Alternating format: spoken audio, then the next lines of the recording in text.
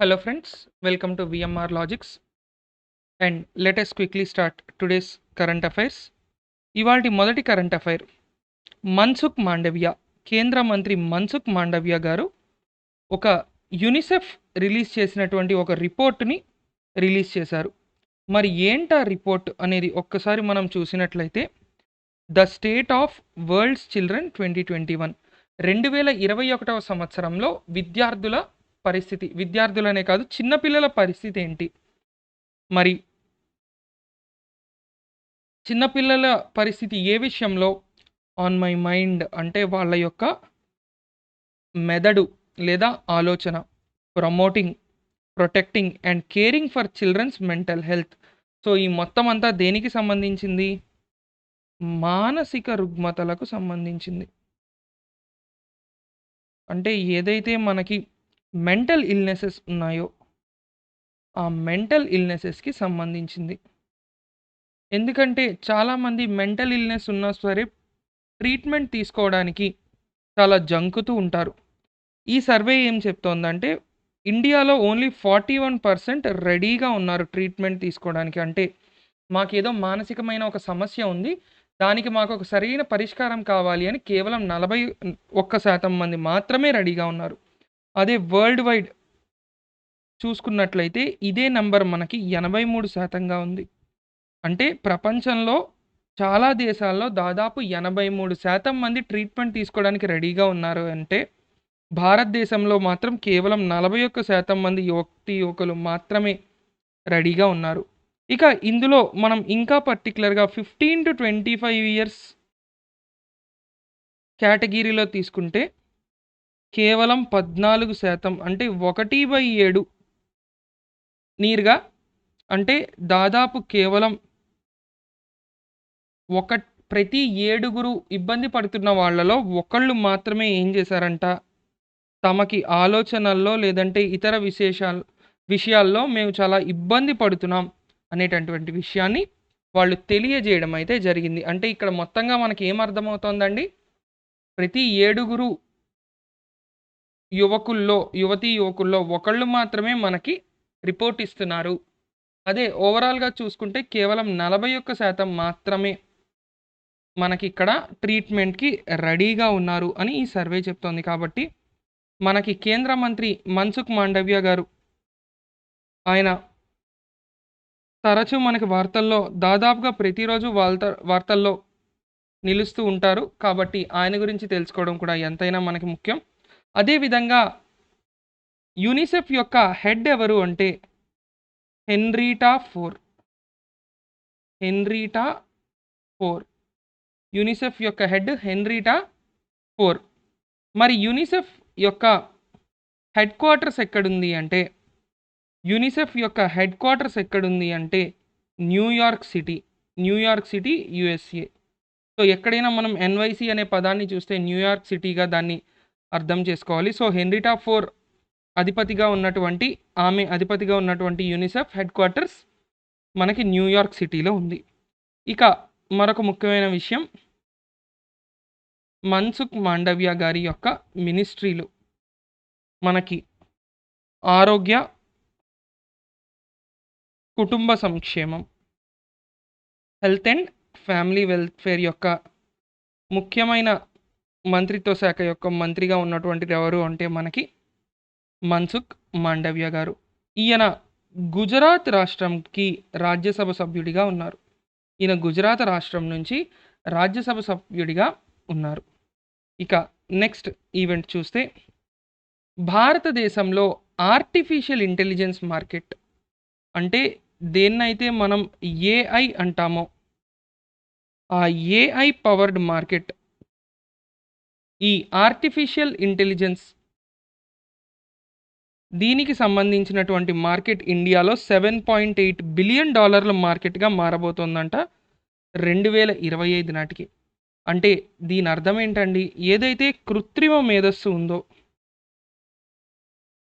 ఈ కృత్రిమ మేధస్సు అనేది భారతదేశంలో ఒక అతిపెద్ద రంగంగా ఎవాల్వ్ అవ్వబోతోంది. ఎందుకంటే భారత్ ఇప్పటికే మనం సాఫ్ట్వేర్ కంపెనీలకి సాఫ్ట్వేర్ సర్వీసులను ప్రొవైడ్ చేయడంలో ప్రపంచంలోనే ఒక అత్యుత్తమ స్థానంలో నిలిచాం. అలాంటిది ఇప్పుడు మరో ముఖ్యమైనది ఏంటి అంటే ఆర్టిఫిషియల్ ఇంటెలిజెన్స్ మార్కెట్, కృత్రిమ మేధస్సు యొక్క మార్కెట్ $7.8 బిలియన్ అంటే తక్కువ కాదండి. చాలా చాలా పెద్ద మొత్తం. అంత పెద్ద మార్కెట్ ఉండబోతోంది అని చెప్తున్నారు. అయితే ఇందులో హార్డ్వేర్, సాఫ్ట్వేర్, సేవలు అన్ని రంగాల్లోని కూడా ఏదైతే కృత్రిమ మేధస్సుని ఉపయోగించి మనం చేసే ఎన్నో రకమైన సేవలు ఉంటాయో వాటన్నిటికీ కూడా ఇందులో చాలా ముఖ్యంగా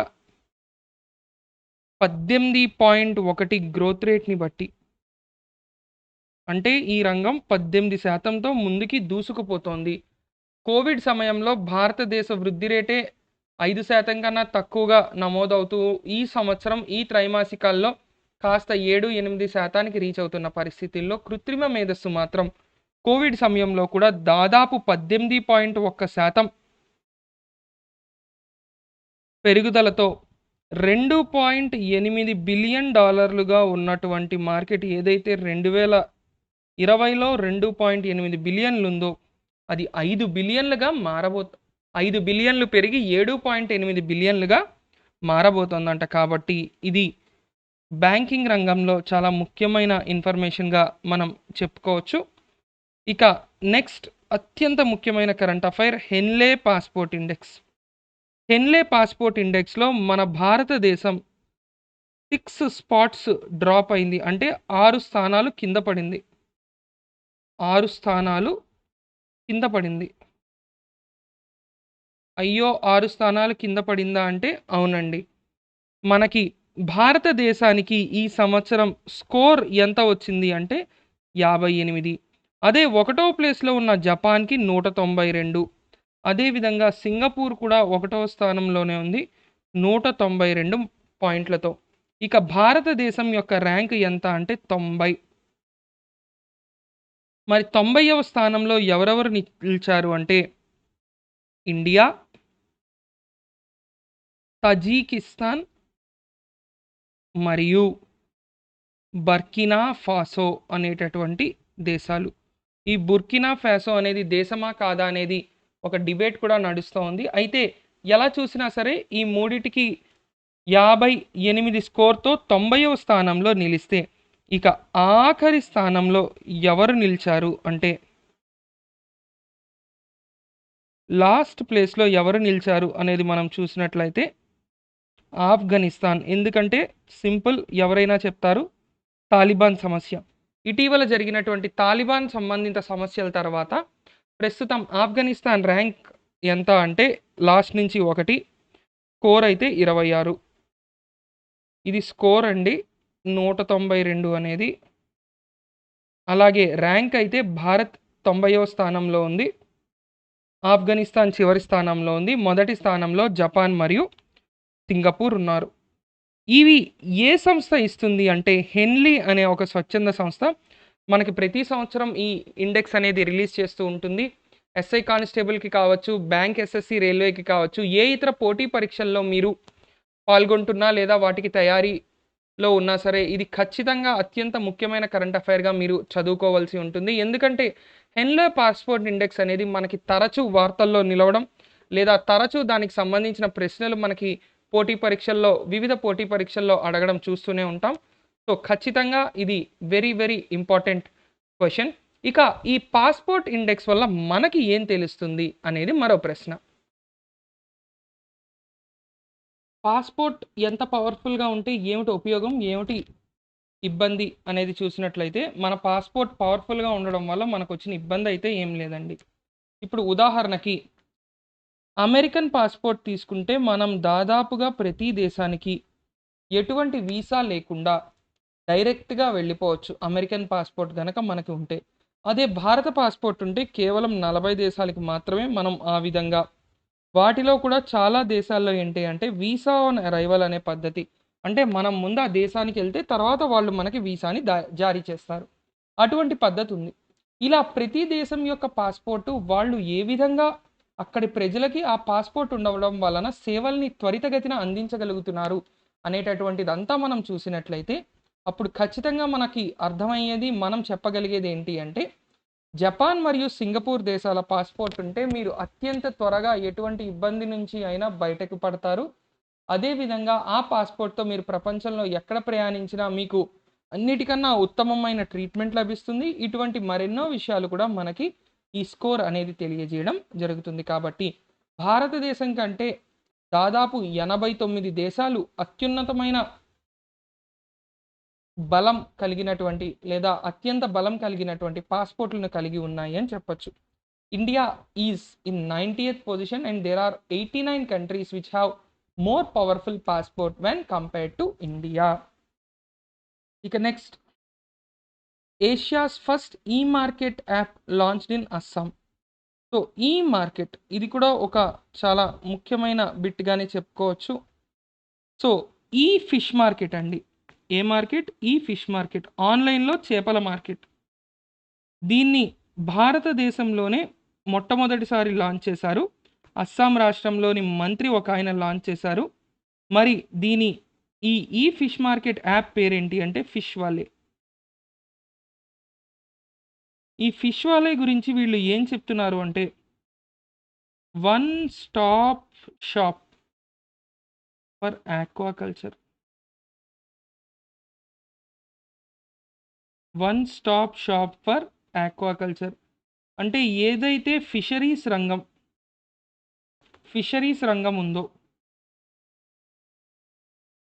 అంటే మత్స్యకార రంగం లేదా మత్స్యశాఖ, ఫిషరీస్ అంటే ఈ ఫిషరీస్ లేదా మత్స్యశాఖకు సంబంధించినటువంటి ఎటువంటి చేపల్ని మీరు కొనాలన్నా అమ్మాలన్నా ఇంకేం చేయాలన్నా ఈ భారతదేశంలోనే మొట్టమొదటి ఫస్ట్ ఇన్ ఇండియా అంటున్నాం. ఇండియాస్ ఫస్ట్ లేదా ఫస్ట్ ఇన్ ఇండియా అంటున్నాం అంటే భారతదేశంలోనే ఇటువంటి సేవలను అందించేటటువంటిది ఒకే ఒక్కటి ఉంది. అదే మనకి ఈ ఫిష్ మార్కెట్ అనేటటువంటి యాప్.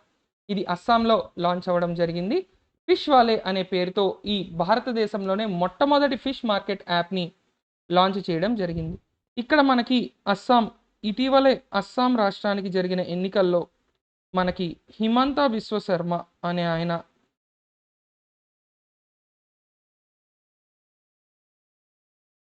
చీఫ్ మినిస్టర్గా బాధ్యతలు చేపట్టారు. అదేవిధంగా నిన్న కూడా మనం డిస్కస్ చేసాం ప్రీవియస్ క్లాస్లో. ఏమని అంటే వైస్ ప్రెసిడెంట్ వెంకయ్య నాయుడు గారు ఒక హెరిటేజ్ మ్యూజియంని తెరిచారు అని, 150 ఏళ్ల క్రితం నాటి డిస్ట్రిక్ట్ కలెక్టర్ బంగ్లాని ఒక వారసత్వ మ్యూజియంగా తీసుకురావడం జరిగింది అని కూడా మనం చదువుకున్నాం.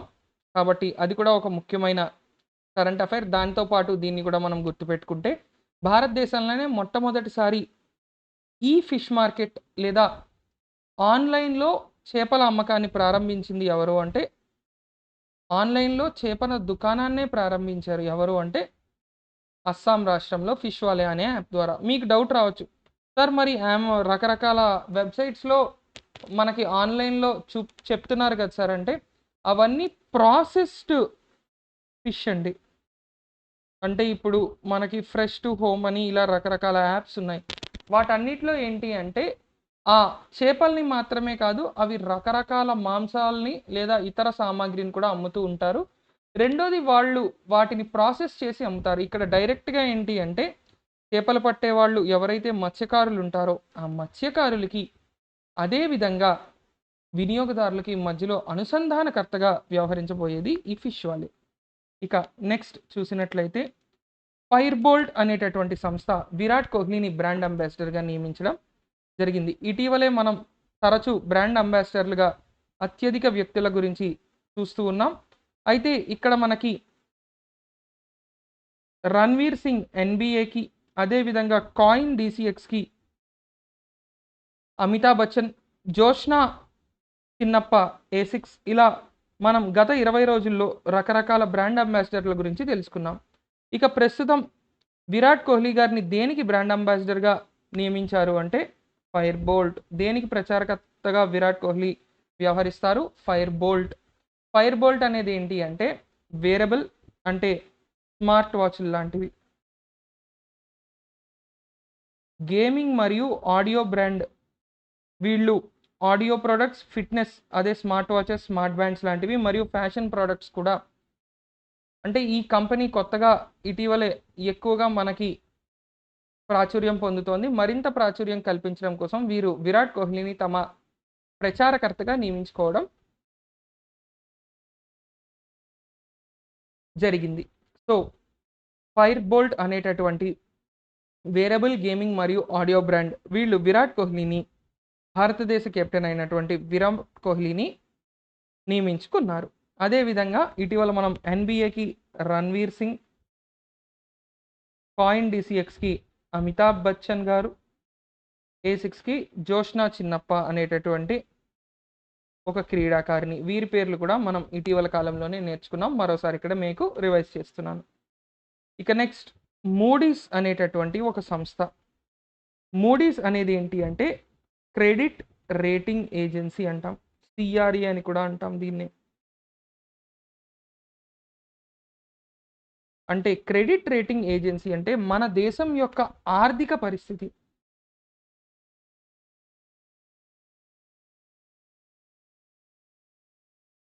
భారతదేశం యొక్క ఆర్థిక పరిస్థితి ఏ విధంగా ఉంది, భారత్ అనే కాకుండా ప్రపంచంలో అనేక దేశాల యొక్క ఆర్థిక పరిస్థితి ఎలా ఉంది అనేది మూడీస్ వాళ్ళు సర్వేలు చేస్తారు.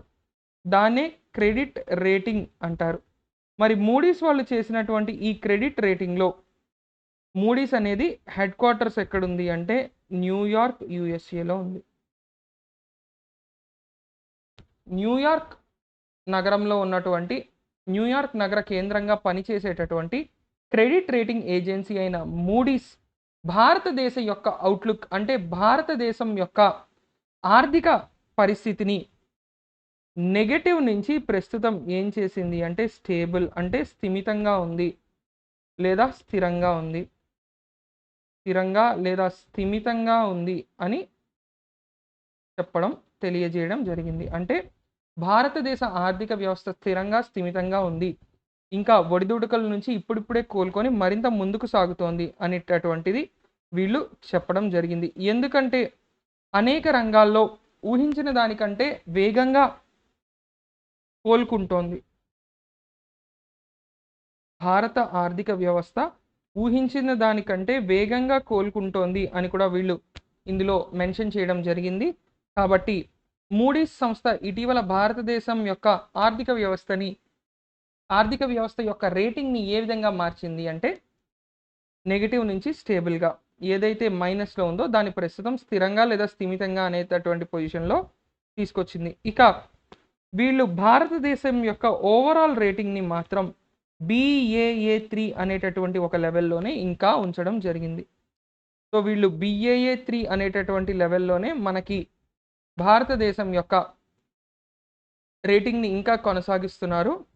మనకి కొన్ని ముఖ్యమైన సంస్థలు, ఉదాహరణకి క్రిసిల్ కావచ్చు, లేదా వరల్డ్ బ్యాంక్ కావచ్చు,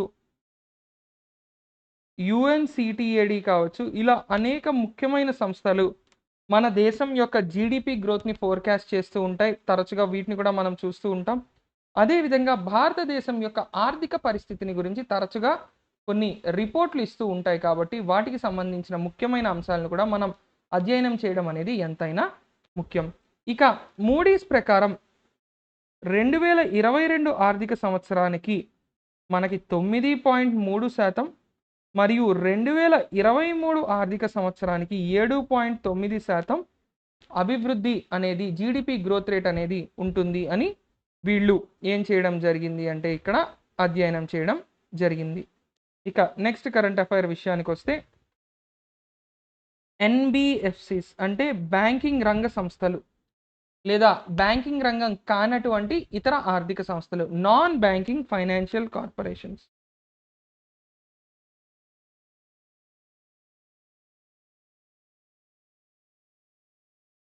లేదా నాన్ బ్యాంకింగ్ ఫైనాన్షియల్ కంపెనీస్ అని కూడా అంటాం, నాన్ బ్యాంకింగ్ ఫైనాన్షియల్ కార్పొరేషన్స్ అని కూడా అంటాం. ఈ రెండు సంస్థలు సిఫిల్ అంటే Shri infrastructure finance limited,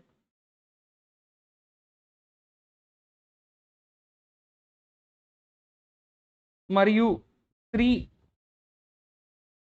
equipment finance limited ఈ అనేటటువంటి రెండు ఆర్థిక సంస్థల యొక్క బోర్డ్ ఆఫ్ డైరెక్టర్లు పూర్తిగా RBI స్వాధీనం చేసుకుంది. ఎందుకు RBI ఈ విధంగా స్వాధీనం చేసుకుంది అంటే వీరు ఎన్బిఎఫ్సిస్కి అనేక రకమైన నియమ నిబంధనలు ఉంటాయి. ఆ నియమ నిబంధనలు వీళ్ళు ఏం చేశారు అంటే చాలా రకాలుగా పాటించలేదు. ఫైనల్గా ఏమైంది, చెల్లింపుల్లో ఇబ్బందులు తలెత్తాయి. దాన్నే పేమెంట్స్ ఆబ్లిగేషన్ అంటాం. అంటే చెల్లింపుల్లో ఇబ్బందులు.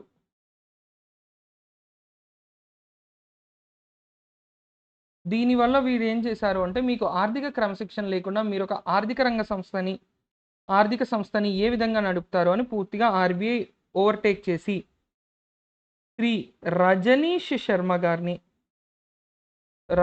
శర్మ గారిని దీనికి ప్రస్తుతం అడ్మినిస్ట్రేటర్గా నియమించింది.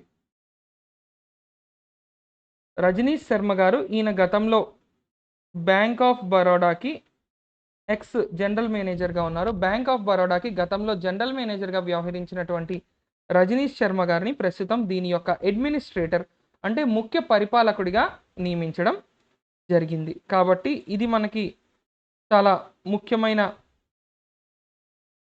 కరెంట్ అఫైర్గా బ్యాంకింగ్ సంబంధిత రంగంలో చాలా ముఖ్యమైనదిగా మనం చెప్పుకోవచ్చు. ఇక నెక్స్ట్ ఎన్టీపీసీ రెల్ మొట్టమొదటిసారి గ్రీన్ టర్మ్ లోన్ 500 కోట్లకి తీసుకుంది. ఎవరి దగ్గర అంటే బ్యాంక్ ఆఫ్ ఇండియా దగ్గర. ఈ గ్రీన్ టర్మ్ లోన్ అనేటటువంటిది ఏంటి అంటే ఎక్కడైనా సరే మనకి ఏదైనా ఒక పని ఎన్విరాన్మెంట్ ఫ్రెండ్లీగా చేయడానికి మనం ఒక లోన్ అనేది తీసుకున్నాము అంటే అది కొంతకాలానికి అంటే ఒక టర్మ్ లోన్నే మనం ఇలా తీసుకున్నట్లయితే దాన్ని ఏమంటాము అంటే గ్రీన్ టర్మ్ లోన్ అంటాం. సో ఈ గ్రీన్ టర్మ్ లోన్ అనేది ఎన్ని సంవత్సరాలకు సార్ మరి అంటే టర్మ్ అంటే కొన్ని సంవత్సరాలు ఉండాలిగా, 15 సంవత్సరాలకి. సో ఇక్కడ కింద 2 లైన్లు ఒక్కసారి దయచేసి ఇగ్నోర్ చేయండి, అది వేరే చోట ఎక్కడో ఇక్కడ వచ్చేసింది. సో ఎన్టీపీసీ సంస్థ ఏం చేసింది, గ్రీన్ టర్మ్ లోన్ని బ్యాంక్ ఆఫ్ ఇండియా దగ్గర నుంచి శాంక్షన్ చేయించుకుంది. ఎన్ని సంవత్సరాలు, 15 సంవత్సరాల కాలానికి గాను వీళ్ళు దాన్ని ఇష్యూ చేయించుకున్నారు. మరి ఈ 500 కోట్లతో ఏం చేస్తారు అంటే ఫస్ట్ 470 మెగావాట్ల సోలార్ ప్లాంట్ ఎక్కడ కడతారంట, రాజస్థాన్లో కడతారంట. అదేవిధంగా రెండవది 200 మెగావాట్ల సోలార్ ప్లాంట్ ఇది ఎక్కడ కడతారంట, గుజరాత్లో కడతారంట. అంటే రాజస్థాన్లో 470 మెగావాట్లు, గుజరాత్లో 200 మెగావాట్ల సోలార్ పవర్ ప్లాంట్లు వీళ్ళు కట్టబోతున్నారంట.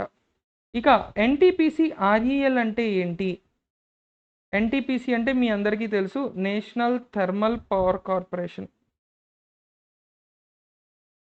మరికొన్ని సంవత్సరాల్లో బొగ్గు అనేది అంతరించిపోతోంది, పూర్తిగా భూమి మీద ఉన్న బొగ్గు నిల్వలు సున్నా అయిపోతాయని తెలిసినటువంటి ఎన్టీపీసీ సంస్థ ముందుగానే ఇటువంటి దూరపు ఆలోచన అంటే ఒక రకంగా లాంగ్ టర్మ్ ఎజెండా అని చెప్పుకోవచ్చు. అందులో ఇలా ఇన్వెస్ట్ చేయడం ఒక శుభ సూచకంగా కూడా మనం చెప్పుకోవచ్చు. ఇక ఎన్టీపీసీ అనేది మనకి ఒక మహారత్న సంస్థ. అదేవిధంగా ఎన్టీపీసీ యొక్క హెడ్ క్వార్టర్స్ మనకి ఢిల్లీలో ఉంది. మరియు ప్రస్తుతం సిఎండిగా ఉన్న వ్యక్తి గుర్దీప్ సింగ్ అనేటటువంటి వ్యక్తి సిఎండిగా ఉన్నారు. మరియు మరి ఇది ఇప్పుడు స్థాపించబడింది అంటే 1975లో స్థాపించడం జరిగింది. ఎన్టీపీసీ యొక్క ఆర్ఈఎల్ అంటే ఏంటి అంటే రెన్యూవబుల్ ఎనర్జీ లిమిటెడ్. ఎన్టీపీసీ సాధారణంగా దేని మీద ఫోకస్ చేస్తుంది, బొగ్గు నుంచి విద్యుత్ ఉత్పత్తిని ఫోకస్ చేస్తుంది. మరి ఇక్కడ దేని గురించి మాట్లాడుతున్నాం, రెన్యూవబుల్ ఎనర్జీ గురించి మాట్లాడుతున్నాం. కాబట్టి మనకి ఇదొక ముఖ్యమైన అంశం. ఏదైతే బొగ్గు ద్వారా విద్యుత్ ఉత్పత్తి చేయాల్సిన సంస్థ ఉందో ఆ సంస్థే ఇతర ఇంధనాలు గ్రీన్ ఎనర్జీ మీద ఎక్కువగా ఇన్వెస్ట్మెంట్ పెట్టడం అనేది మనకి మరొక ముఖ్యమైన అంశంగా ఇక్కడ చెప్పుకోవచ్చు. ఇక నెక్స్ట్ కామర్స్ మినిస్ట్రీ ఒక రిపోర్టుని విడుదల చేసింది. ఏమిటా రిపోర్ట్ అంటే industrial park rating system IPRS 2.0. ఇది దేనివల్ల అంటే ఇండస్ట్రియల్ కాంపిటిటివ్నెస్ అంటే ఏదైతే మనకి పోటీతత్వం ఉండాలో పరిశ్రమ రంగాల్లో, ఏదైతే ఇండస్ట్రీస్ మనకున్నాయో, పరిశ్రమలున్నాయో, ఆ రంగంలో పోటీతత్వం పెంచడానికి మరియు అట్రాక్ట్ ఇన్వెస్ట్‌మెంట్, కొత్త రకమైన పెట్టుబడులని ఆహ్వానించడానికి ఇందులో మనకి దాదాపుగా 4400 పార్కులు, ఏ పార్కులు? ఇండస్ట్రియల్ పార్కులు. ఇవన్నీ కూడా ఏం చేశారు అంటే జీఐఎస్ ఎనేబుల్ చేశారు. అంటే జియోగ్రాఫికల్‌గా వాటిని లొకేట్ చేయడం, ట్రాక్ చేయడం.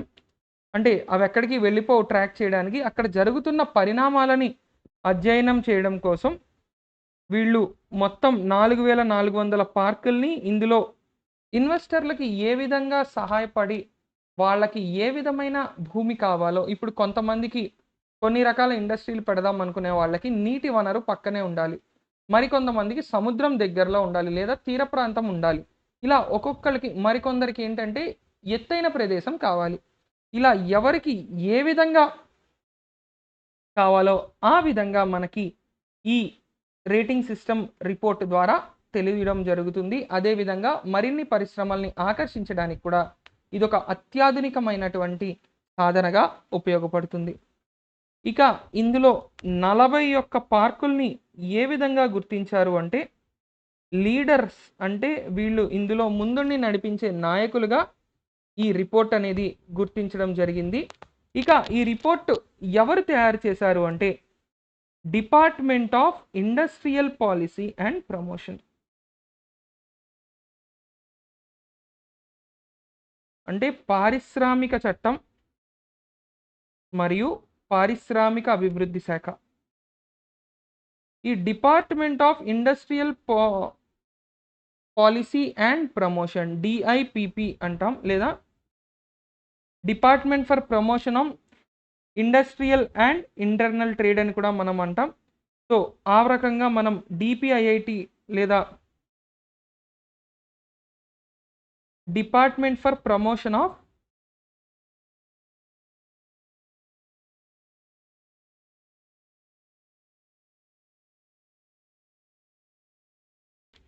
ఇండస్ట్రీ అండ్ ఇంటర్నల్ ట్రేడ్ అంటే అంతర్గత వాణిజ్యం మరియు పరిశ్రమల శాఖ, వాటిని పెంపొందించేది. ఇది మొత్తం ఎందులో ఉంటుంది అంటే మనకి కామర్స్ మినిస్ట్రీ అండర్లో ఉంటుంది. మరి కామర్స్ అనగానే మనకి గుర్తు రావాల్సిన కేంద్ర మంత్రి ఎవరు?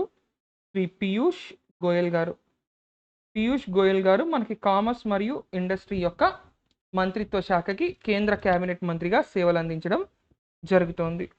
ఇక నెక్స్ట్ కరెంట్ అఫైర్ విషయానికి చూస్తే ministry of road transport and highways అంటే రోడ్డు రవాణా శాఖ.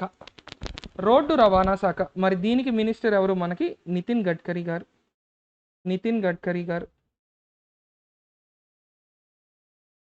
మరి ఇప్పుడు వీళ్ళు ఒక నూతన సంస్థని తీసుకురాబోతున్నారు. ఏమిటా నూతన సంస్థ? నేషనల్ రోడ్ సేఫ్టీ బోర్డ్ అంటే జాతీయ రహదారి భద్రతా బోర్డు.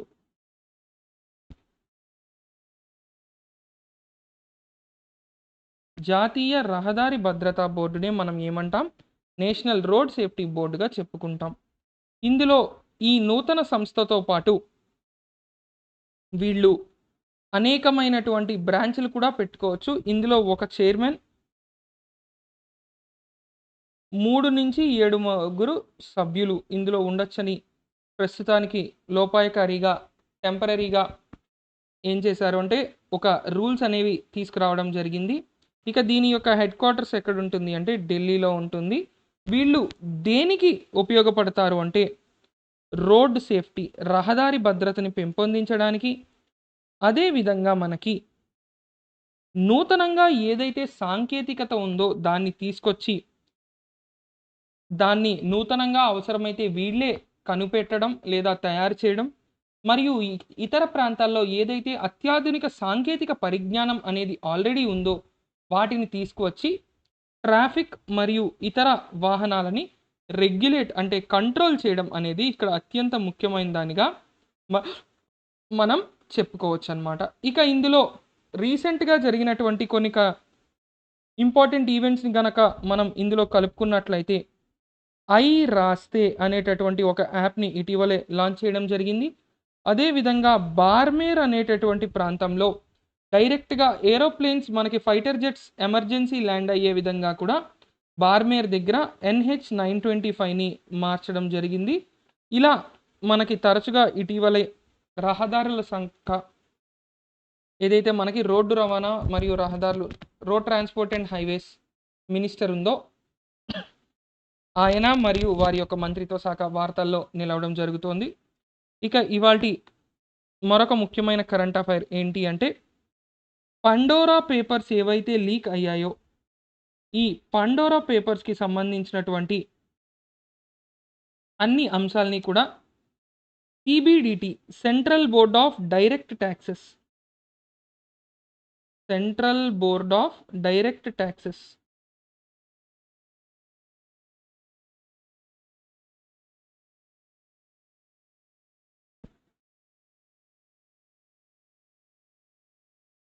అంటే కేంద్ర ప్రత్యక్ష పన్నుల బోర్డు వీరు ఏం చేశారు అంటే ఈ central board of direct taxes యొక్క చైర్మన్ అయినటువంటి జేబీ మొహాపాత్ర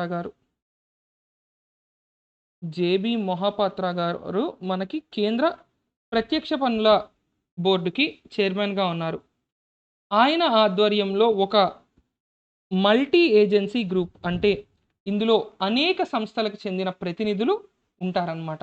మరి ఆ అనేక సంస్థల యొక్క ప్రతినిధులందరితో కలిసి వీరు ఇన్వెస్టిగేట్ చేసి అసలు నిజంగానే వీళ్ళు ఈ పండోరా పేపర్లలో చూపించినట్టు ఆ రకమైన ఒక ట్యాక్స్ ఫ్రాడ్ అనేది జరిగిందా, అంటే అన్ని రకాలుగా నిజంగానే ట్యాక్స్ భారతదేశంలో అన్ని కంపెనీలు ఎగ్గొట్టాయా అనేటటువంటి అనేకమైన సందేహాలకి వీళ్ళిక్కడ ఏం చెప్తున్నారు అంటే కొన్ని రకాలుగా సమాధానాలు చెప్పడానికి ప్రయత్నాలు అనేవి అయితే జరుగుతున్నాయి. కాబట్టి ఇక్కడ మనం అర్థం చేసుకోవాల్సింది ఏంటి అంటే జేబీ మొహాపాత్ర గారి ఆధ్వర్యంలో అనేక ముఖ్యమైన డిపార్ట్మెంట్లు కేంద్ర ప్రభుత్వంలో మనకు ఉన్నటువంటి అనేక డిపార్ట్మెంట్లలో అత్యంత ముఖ్యమైన డిపార్ట్మెంట్లుగా ఉన్నటువంటి CBDT కావచ్చు, ఈడీ కావచ్చు, RBI కావచ్చు, ఇటువంటివన్నీ కూడా మనకి ఏం చేశాయి అంటే ఈ సంస్థలన్నీ కూడా తమ ప్రతినిధుల్ని పంపించాయి. వీళ్ళందరికీ హెడ్గా ఎవరుండబోతున్నారు అంటే డైరెక్ట్ ట్యాక్సెస్ ప్రత్యక్ష పన్నుల విభాగం యొక్క చీఫ్ అయినటువంటి జేబీ మొహాపాత్ర గారు ఉండబోతున్నారు. సో ఇప్పుడు ఇందులో ఇంకెవరు ఉండబోతున్నారు మనకి ఈడీ, అదేవిధంగా RBI మరియు ఫైనాన్షియల్ ఇంటెలిజెన్స్ యూనిట్, ఈ 3 సంస్థల ప్రతినిధులు ఇందులో ఉండబోతున్నారు. రైట్. సో ఇంకా ఇవాల్టి వొకాబులరీలోకి వెళ్ళిపోతే మొట్టమొదటి పదం ఇవాళ చూసినట్లయితే జెస్టర్. ఏంటి ఈ జెస్టర్ అంటే జెస్టర్ అనేది ఒక నౌన్. జెస్టర్ అంటే a person who habitually plays a fool, అంటే కావాలనే ఒక ఫూల్ లాగా అంటే ఒక తెలివి తక్కువ వాడిలా నటించేవాడు. అది ఒక ప్రొఫెషన్గా కావచ్చు లేదా వేరే ఏదైనా కారణంగా కూడా కావచ్చు. సో అంటే ఒక బఫూన్ క్యారెక్టర్ తరచుగా ప్లే చేసేవాడు అనేటటువంటి ఒక అర్థం. జోకర్, కమీడియన్ లేదా బఫూన్ వాళ్ళనే జెస్టర్ అంటారు. మరి దీనికి ఆపోజిట్ ఏంటి? వైజ్ మ్యాన్ అంటే చాలా తెలివైన వాడు. ట్రెజీడియన్ అంటే ఎప్పుడు నిరాశ నిస్పృహలతో నిండున్నవాడు. He is a bit of jester but great fun to be with, అంటే అర్థం ఏంటి? అతను కొంచెం కామెడీ పీసే కానీ అతనితో ఉంటే చాలా ఆనందంగా ఉంటుంది, లేదంటే చాలా సరదాగా ఉంటుంది. కొంచెం బఫూన్ క్యారెక్టర్ కానీ ఉంటే చాలా సరదా మనిషి అని చెప్పుకున్నప్పుడు జెస్టర్ అనే పదాన్ని వాడడం జరుగుతుంది. ఇక నెక్స్ట్ సిల్హోయిట్. సిల్హోయిట్ అంటే అర్థం ఏంటి? ఇదొక నౌన్ అండి. The dark shape or outline of something or someone, ఎవరైనా ఒకరి నీడ లేదా వారి యొక్క ప్రతిబింబం, నల్లగా ఉండే ప్రతిబింబం, నల్లటి ప్రతిబింబం లేదా నీడ, లేదా వాళ్ళ షేప్ని గుర్తించే ఒక నల్ల రంగు ఏదైనా ఉంటే అదే ట్రేస్ లేదా అవుట్లైన్ లేదా షాడో. సింపుల్‌గా ఏంటంటే నీడ లాంటిది అనుకోవచ్చు. కానీ సిల్హౌట్ అనేది ఏంటి అంటే నల్ల రంగుతో ఉన్ లేదా నలుపు వర్ణంతో ఉంటుంది అని గుర్తుపెట్టుకోండి. ఇక మరి దీని యొక్క యాంటోనిమ్స్ ఆపోజిట్స్ ఏంటి అంటే light, body, brightness. Dark opposite light. చీకటి ఆపోజిట్ వెలుతురు. అలాగే ఔట్‌లైన్ అంటే కేవలం బార్డర్. దాని ఆపోజిట్ మొత్తం అంతా బాడీ అంటాం. The mountains stood out in the silhouette అంటే అక్కడున్నటువంటి ఆ మొత్తం నీడలోకి కూడా ఆ నీడలోంచి కూడా ఆ మబ్బుల్లోంచి కూడా మనకి ఏం కనిపిస్తున్నాయి? ఆ పర్వతాలు కనిపిస్తున్నాయి. అంటే అక్కడున్నటువంటి ఆ నీడలోంచి కూడా మనకి పర్వతం అనేది క్లియర్‌గా కనిపిస్తుంది. ఆ చీకట్లో మనకి అంటే చీకటిని జయించి మరి లేదా అంతకంటే ఇంకా పైన ఉన్నటువంటి ఇంకా ఎత్తైన ఈ కొండలు మనకి కనిపిస్తున్నాయని చెప్తున్నారు. అదే సిల్హోయిట్ అంటే. ఇక నెక్స్ట్ ఫానింగ్ అంటాం. ఫానింగ్ అంటే సింపుల్‌గా ఏం చేస్తారు అంటే అవతల వాళ్ళకి కాస్త సోపేసి వాళ్ళని ప్రసన్నం చేసుకోవడం. అంటే displaying exaggerated flattery or affection. ఉదాహరణకి మనకి ఒక పెద్దాయనున్నాడు. ఈయన తెలుగు సినిమా హీరోల్ని పొగిడే విధానం ఏదైతే ఉందో దాన్ని ఫానింగ్ అంటారు. మీకు ఏమైనా డౌట్ ఉంటే బండ్ల గణేష్ ఆడియో స్పీచ్ అని కొట్టండి. యూట్యూబ్‌లో వేల వీడియోలు వస్తాయి. ఇంకా మాట్లాడితే లక్షల్లో వస్తాయి. సో, మితిమీరిన పొగడ్త ఎవరినైనా ఒకళ్ళని ప్రసన్నం చేసుకోవడానికి ఒకడు 10వ క్లాస్ కూడా పాస్ అవ్వలేదు. వాడికి ఏం చెప్పాలి? ఈ చదువు, గిదువు అనేది మన స్థాయికి చాలా తక్కువ అని ఆలోచించి మరొకరికి ఆ అవకాశం ఇద్దామని అసలు ఇంటర్మీడియేట్ కాలేజీకే జాయిన్ అవ్వకుండా ఉండిపోయిన మహానుభావుడు అని చెప్తాం. నిజానికి ఏంటి అంటే ఏం అర్థం కాక 10థ్ తర్వాత వాడు ఎందుకు ఇంకా చదువు నాకు ఎక్కదు అని అర్థమై వాడు మానేసి ఉంటాడు. లేదంటే ఏదైనా వేరే కేసులో ఇరుక్కొని మానేసి ఉంటాడు. అదే వాడు మంత్రి అయిన తర్వాత ఎలా పొగుడుతామంటే మరొకళ్ళకి సహాయం చేయడం కోసం, మరొకళ్ళని పూర్తిగా బాగు చేయడం కోసం తన సీటుని కూడా త్యాగం చేసిన గొప్ప త్యాగమూర్తి అని పొగుడుతాం చూడండి. దాన్నే ఫానింగ్ అంటారు. ఇదే ఫ్లాటరింగ్ లేదా క్రింజింగ్ లేదా యాబ్జెక్ట్ అంటాం. అంటే ఎవరినైనా పూర్తిగా అలా సోపేసేయడం అన్నమాట. మరి దీని ఆపోజిట్ అన్‌ఫ్రెండ్లీ అంటే అస్సలు స్నేహభావం లేకపోవడం. ప్రౌడ్ గర్వం. డిసింట్రెస్టెడ్ అసలు వాళ్ళని కనీసం దేకట్లేదంటారు చూడండి. అంటే చూడట్లేదు అని అర్థం. అది తప్పు పదం కాదు. మనకి తెలంగాణలో భాషలోనే కొన్ని పదాలు, కొన్ని ఉర్దూ మరియు హిందీ పదాలు సమ్మిళితమై ఉంటాయి. అందులో ఒకటి దేక్తానై అంటారు. లేదా దేక్తలేదు అంటారు. అంటే చూడట్లేదు అని. లేదా అంజాన్ మార్రీ అంటారు. అంటే అసలు తెలియనట్టు నటిస్తున్నారు అని. అలా ఇక్కడ డిసింట్రెస్టెడ్ అంటే కనీసం పట్టించుకోవట్లేదు. The beauty contestants are always fawning over the male judges అంటే ఎవరైతే ఈ మిస్ వరల్డ్, మిస్ యూనివర్స్ ఇటువంటి ప్రోగ్రామ్స్‌లో పార్టిసిపేట్ చేస్తారో వాళ్ళలో చాలామంది ఏం చేస్తారు అంటే అక్కడుండే మగ జడ్జీలని పూర్తిగా బండ్ల గణేష్ సినిమా హీరోల్ని పొగిడినట్టు పొగుడుతూ ఉంటారు అని చెప్తున్నారు. అది ఫానింగ్ అంటే. ఇక నెక్స్ట్ ఇంపౌండ్. ఇంపౌండ్ అనేది ఒక వర్బ్. ఇంపౌండ్ అంటే అర్థం ఏంటి? Seize and take legal custody of దేన్నైనా ఒకదాన్ని మనం అఫీషియల్‌గా స్వాధీనం చేసుకోవడం. అంటే ఆదేశాల ప్రకారం మనం స్వాధీనం చేసుకున్నాం. ఉదాహరణకి మీరు రేపొద్దున్న ఒక పెద్ద ఎక్సైజ్ ఇన్స్‌పెక్టరో లేదంటే ఇన్‌కమ్ టాక్స్ ఇన్స్‌పెక్టరో అయ్యారు. మీరు ఇన్‌కమ్ టాక్స్ ఇన్స్‌పెక్టర్ అయిన తర్వాత ఎక్కడో ఒక చోట ఆదాయపు పన్ను సరిగ్గా కట్టలేదని ఆరోపణలున్నాయి. అక్కడికి రైడ్‌కి వెళ్లారు. మీకు తెలిసిందేంటంటే వాళ్ళ దగ్గర లెక్కకు మించి వేల రెట్లు మించి ఆస్తులున్నాయని. దాన్నేం చేస్తారు మీరు? ఇంపౌండ్ చేస్తారు. లేదా కాన్ఫిస్కేట్ చేస్తారు. అంటే జప్తు చేయడం. సీజ్ అనే పదానికి ఎగ్జాక్ట్ మీనింగ్ జప్తు చేయడం. ఇక్కడ జప్తు చేసి స్వాధీనపరుచుకుంటే దాన్ని ఇంపౌండ్ అంటున్నాం.